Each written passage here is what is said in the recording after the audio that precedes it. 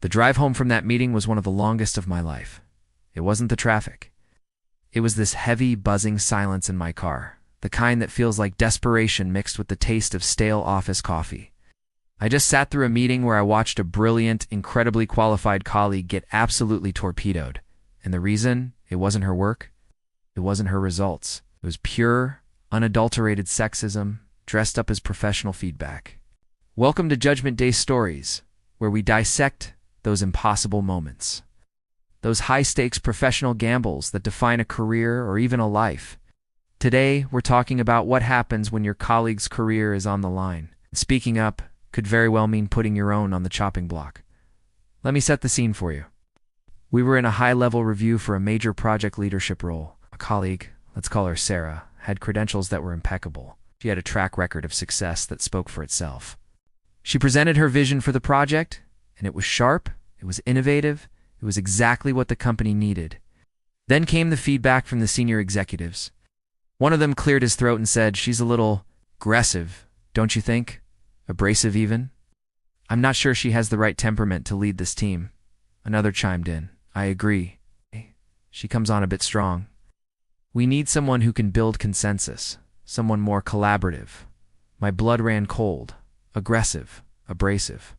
These were words I had seen used time and time again to describe competent, assertive women. While the exact same behavior in men was praised as decisive and authoritative, I looked at Sarah. She kept her composure, a mask of professionalism perfectly in place. But I could see the flicker of shock and hurt in her eyes. She knew exactly what was happening, and I knew it too. I sat there, my heart pounding in my chest. My own career was just starting to gain traction. I had bills to pay, a mortgage, a family to think about. I could feel the eyes of everyone in the room, the weight of their unspoken agreement. The easy path was to stay silent, nod along, melt into the background, and protect myself. Let Sarah take the hit. It's a tale as old as time in the corporate world, right? Keep your head down, don't make waves. But the silence felt like a betrayal. A betrayal of Sarah. A betrayal of every woman who had ever been cut down by these coded, biased critiques. A betrayal of myself. I thought about all the times I had complained about the old boys club, about the subtle and not-so-subtle ways the system was rigged. Here it was, happening right in front of me. My silence would make me complicit. So, I had a choice to make. A judgment call in real time. Do I stand up and call it out for what it is? Accuse them of sexism? That felt like career suicide. In a room full of powerful men, a direct accusation would likely be met with denial, defensiveness, and me being labeled as difficult or not a team player. I'd be the next one on the chopping block. Or is there another way? A way to fight the bias without setting my own career on fire? I decided to take a gamble, decided to fight their language with their own language. I wasn't going to accuse. I was going to reframe. I waited for a slight pause in the conversation, took a deep breath, and leaned forward. I started by agreeing with them, sort of. I said, that's an interesting point about leadership style. It's crucial we get the right fit. I could see them relax a little. I was on their side, they thought. Then I pivoted. I said, when I think about the challenges of this particular project, we're facing tight deadlines in a market that's incredibly competitive. The kind of aggressive drive you're talking about, the strong approaches unteeth that exactly what we praised Mark for when he turned around the Q3 numbers last year. We called it decisive leadership then.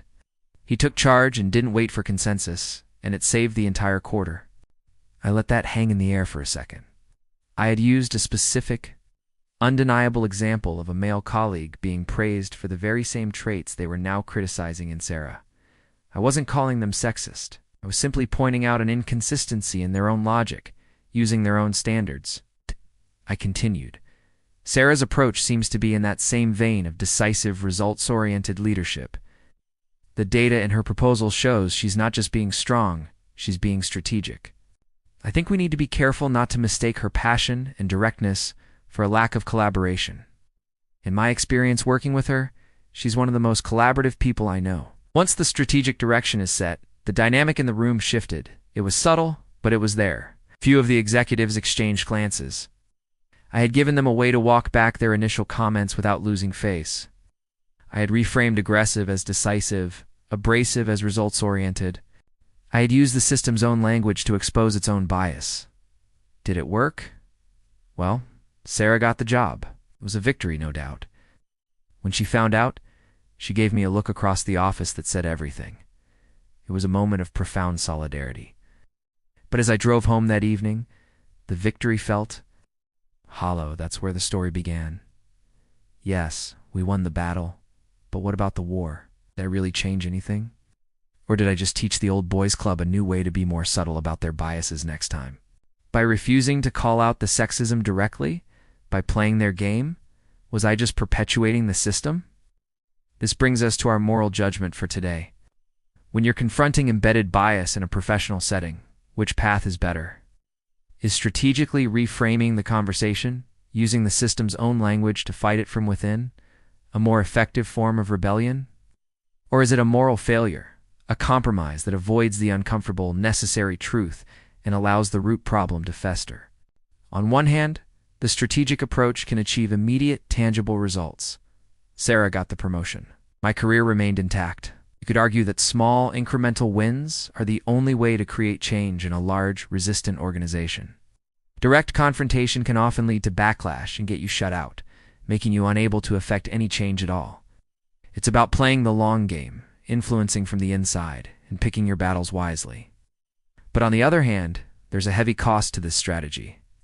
It's exhausting. It requires you to constantly translate to self-censor, to validate the very language that is used to oppress. It lets the people in power off the hook. They never have to confront the reality of their bias because you've given them a polite, corporate-friendly way out. By not naming the problem sexism, are we ensuring that it will never truly be solved? Are we just putting a Band-Aid on a gaping wound? I still don't have a clear answer.